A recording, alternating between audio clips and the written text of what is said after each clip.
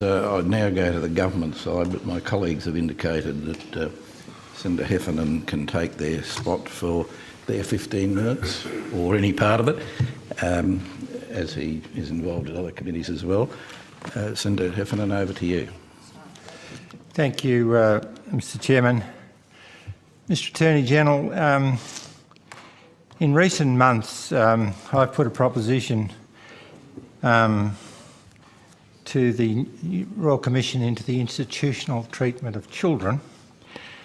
And I might say at the outset, I think that commission under Justice McClelland and others, and including Mr Reid, who's just come to the table, are doing an excellent job. And it's pretty heartbreaking to see what's gone on and what's been denied for the last 50 years now being exposed as a reality. It's broken a lot of hearts. I actually want to go to the proposition, Mr Attorney, that we should include in the terms of reference the institution of the law.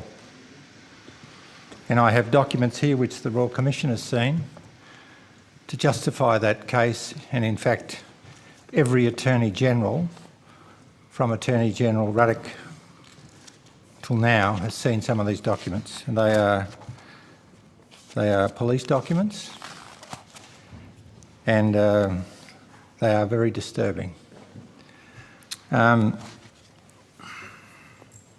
the last 18 months, I've put forward a case which I initiated to remove a judge from the bench in New South Wales, Justice Gary Neal, whose name in the trade was Gorilla in Black Lace.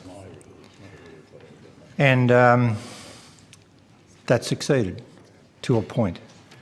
We're hearing a case against a man who was found guilty of raping siblings and then faced new charges which the judge wouldn't allow the earlier charges to be allowed into the court. During the hearing of the case and from the bench, during the case, said to the court that he thought the law was out of date and that sex for siblings should be now legal and that it shouldn't be illegal for men to have sex with children. And I found that despicable and despising and a complete bias of display from the bench. Took it to the Judicial Commission, and I might say the New South Wales Judicial Commission is doing an excellent job, and I have a good relationship and have had for some years. And as you know, Mr Attorney, I've tried in vain to get a federal judicial commission. And I think the treatment in the federal jurisdiction of children by some people in the jurisdiction of the Family Law Court is disgusting and a disgrace, and some of those children are a tool for attorneys in representing cases. So having produced a set of documents to the Royal Commission under an order to produce, which includes, disturbingly, documents that name in one document 28 people as alleged pedophiles, signed off by Gary Crook QC, counsel assisting an earlier Royal Commission, includes a whole lot of prominent people, and I think to protect the discretion of the Royal Commission, I won't comment on what the Commission thought, except that they thought it was outside the terms of reference of the Royal Commission. One of my problems is that we have in Australia, and I mean it's like the denial of the priests and the altar boys, to make a sort of a cheap comparison for 50 years sort of thing. We have in Australia, sadly, a compromise at the highest of levels. There's a former Prime Minister on this list, and it is a police document. We have a compromise similar to the compromise demonstrated by 60 Minutes in recent times in the UK. And when I approached 60 Minutes and said, why in God's name did you have to go to the UK to do that?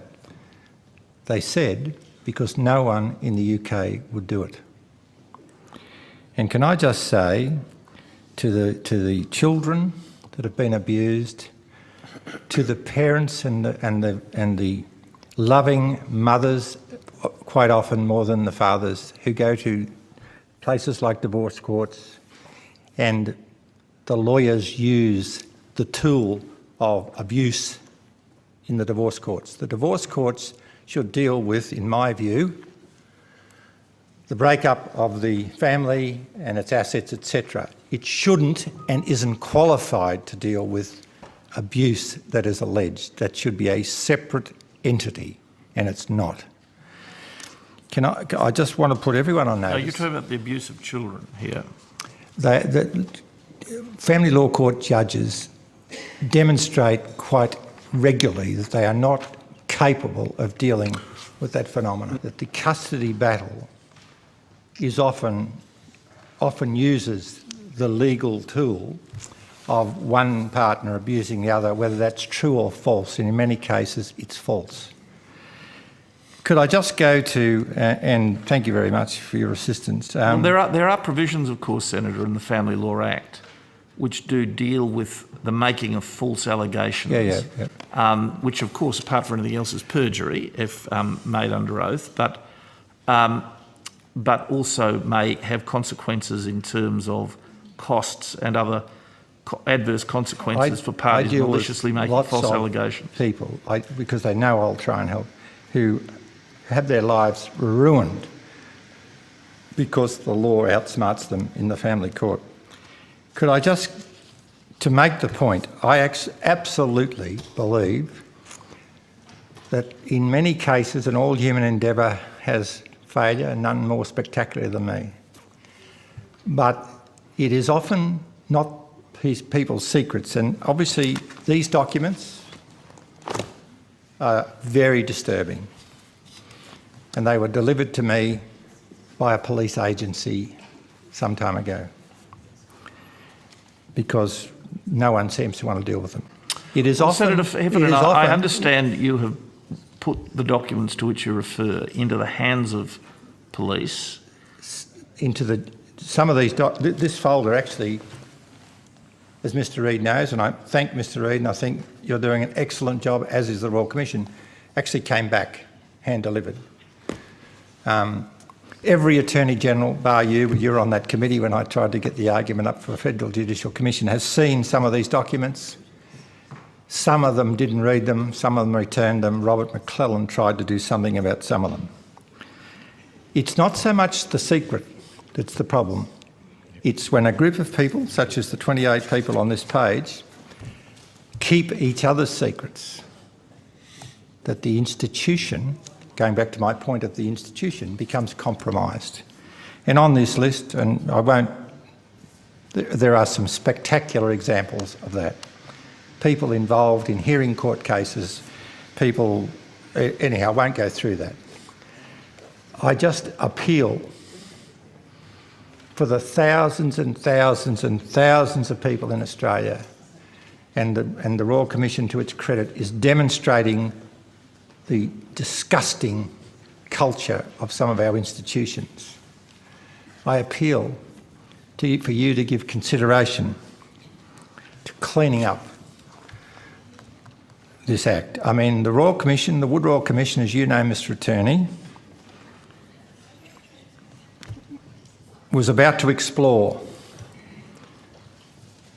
and it's in the Hansard, so it's no great secret, who the legal fraternity people were that used to attend Costello's, the boy brothel club in Kellett Street, King's Cross. And I've actually got the list here. And a lot of them are still practising. But the judge of the day of the Royal Commission decided it was a no-go zone, and Paddy Bergen, counsel assisting at the time, said, "We'll rise for morning tea," and they never went back to it. And I did ask the Commissioner why. He said he'd deny it if ever I mention it. I think it's time to mention it in view of the good work of the Royal Commission. He said, "We've decided not to revisit that issue because the public would lose confidence in the judiciary." I think it's time, like the churches and our other institutions who are now facing up to the truth, I think it's time the institution of the law faced reality. Well, there are a lot of good people in the law. The Royal Commission's doing an excellent job. I absolutely am blown away by their attitude, aptitude and the forensic and tone they bring to and the consideration of victims. Many who can live through this, many who can't, and suicide, etc. I think it's time we gave consideration to cleaning up the Act. And I mean, you may like to revisit. I don't see how, given the evidence, given just the instance, and I have to say I got rid of another judge through the excellent work of the Judicial Commission in New South Wales a few years ago without a murmur. He was a person who's in this list here as picking up young blokes in the toilets outside Marcellin College at Randwick. He heard a case in the Central West, I won't name the town, of not the father, the living with the wife, what do you call them? Macca, help me out here. Stepfather. The stepfather abusing a daughter.